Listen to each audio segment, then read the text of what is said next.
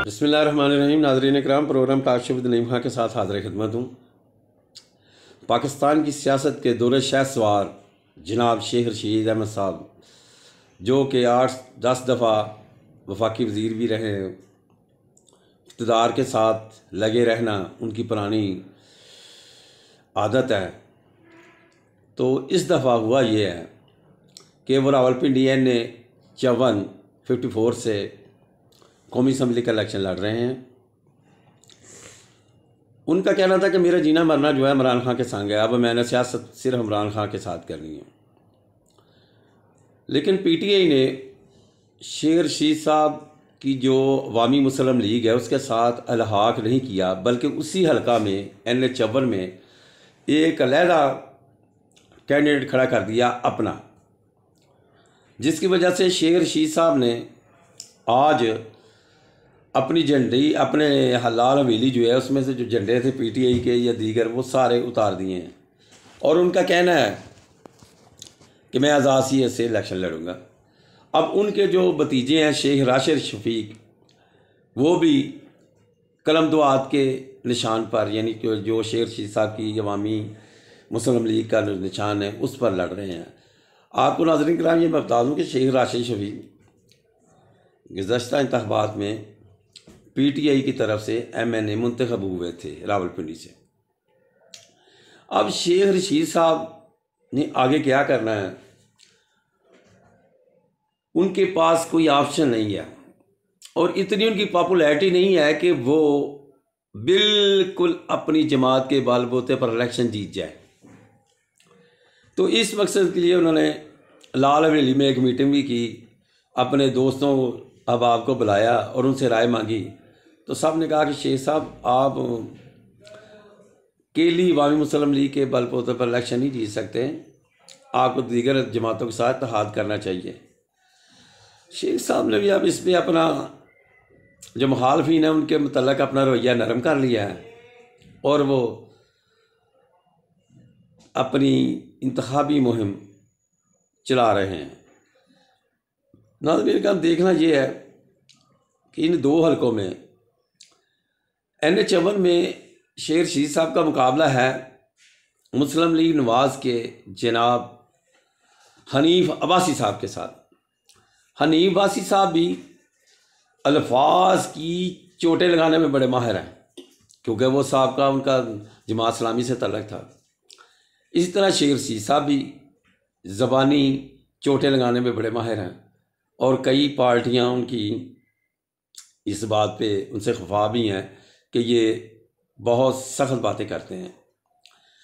तो शेख रशीद साहब ने अब चूँकि जो मुहिम का आगाज़ किया है, तो देखिए उनकी मेहनत क्या रंग लाती है।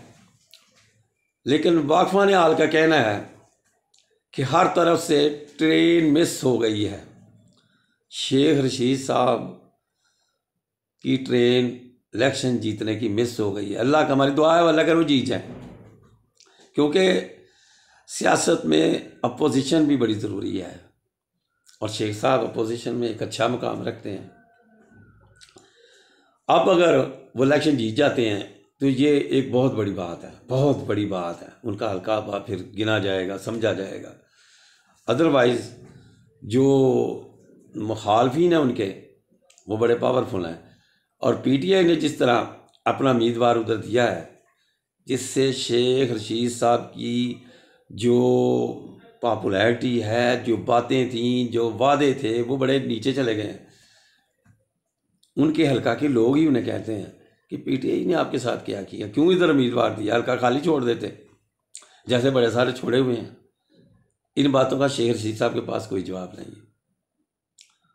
मेरे एक दोस्त हैं उसी हल्का में, वो शेख साहब के बड़े करीब होते हैं, जाते हैं।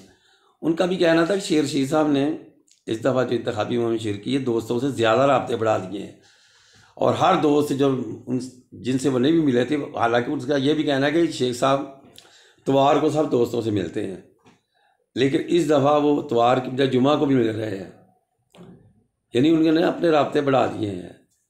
तो इस हल्के पर रावलपिंडी फर्जंद रावलपिंडी शेख रशीद साहब के हल्के पर पाकिस्तान भर की नज़रें हैं। कि देखें यहाँ से कौन कामयाबी हासिल करता है। आपको याद होगा कि जब नईम अब्बासी साहब एफिडेंट केस में गए हैं तो शेख साहब ने कहा था वो तो अब कभी बाहर ही नहीं आएंगे, लेकिन नईम अब्बासी साहब की किस्मत अच्छी को मुकदमात में बरी हुए और बरी होने के बाद अब इलेक्शन लड़ रहे हैं। तो मुकाबला वहाँ सख्त है, लेकिन अगर पीटीआई ने अपना उम्मीदवार शेर रशीद साहब के हक़ में विड्रॉ ना किया तो शेख साहब का जीतना मुश्किल हो जाएगा।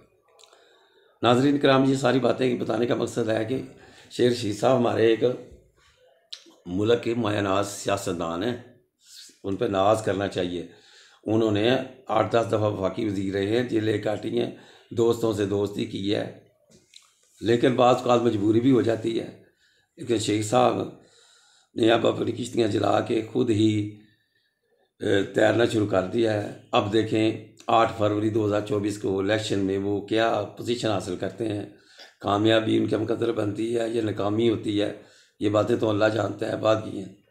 लेकिन जैसे पिछले इलेक्शन उन्हें आसान मिले हैं, इस दफ़ा वो माहौल नहीं है। शेख साहब को अपने बलबूते पर करना होगा जो भी करना होगा। नाज़रीन किराम, आज सिर्फ शेर रशीद साहब से बातें थी, क्योंकि पाकिस्तान की सियासत में वो एक दरख्शंदा सितारे हैं। उनकी मोशगाफियाँ, उनकी पेशीन गोइयाँ हर चैनल पर चलती हैं, खा पूरी हों या ना हों, लेकिन चैनल उनके मोहताज होते हैं कि शेख साहब आएँ, कोई बात करें। अल्लाह खैर करे, अल्लाह उन पर रहम फरमाए। हमारी दुआ वो जीत जाए, अगर नहीं जीते तो फिर भी अच्छे वोट लें, अच्छे, ताकि उनकी पॉपुलैरिटी बरकरार रहे।